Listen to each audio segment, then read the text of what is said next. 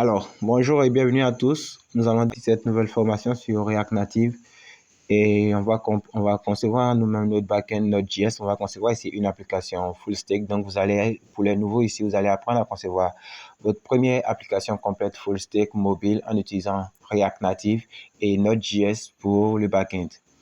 Donc, à la base, cette formation, je voulais la rendre payante, c'est-à-dire que je voulais faire ici une petite partie pour présenter les fonctionnalités que vous aurez retrouvées dans la formation payante. Mais j'ai jugé bon que vu que je n'avais pas encore mis en place ce genre de formation sur la chaîne, pour cette première grande formation, c'était important de la rendre accessible à tous, donc la rendre gratuite pour que vous puissiez tous ici bénéficier de cette formation. Alors, au passage, qu'est-ce que vous allez apprendre dans cette formation, on va dire?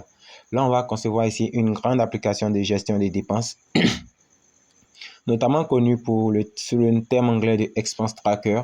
Et là, vous allez apprendre pas mal de choses telles que comment est-ce que vous pouvez faire pour gérer ici l'authentification dans une application Android ou iOS, comment est-ce que vous pouvez mettre en place ici un backend sécurisé, comment est-ce que vous pouvez faire ici pour naviguer ici des écrans non protégés sur l'application mobile à des écrans protégés, comment est-ce que du côté backend vous pouvez ici gérer ici un système d'authentification et aussi vous pouvez mettre en place un système de protection des routes pour que certains utilisateurs ne puissent pas avoir accès à certaines routes s'ils ne remplissent pas certaines conditions.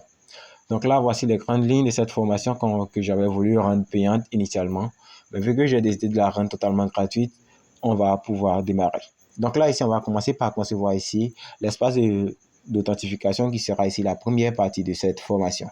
Donc là, pour cette première partie, on va concevoir d'abord un espace d'authentification, c'est-à-dire une page de login, une page de sign-in, ou autrement dit une page d'inscription et une page de connexion.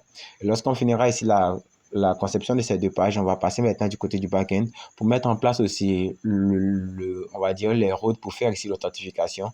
Ensuite, on reviendra sur le côté mobile pour pouvoir faire ici l'authentification avec notre backend qu'on aura mis en place.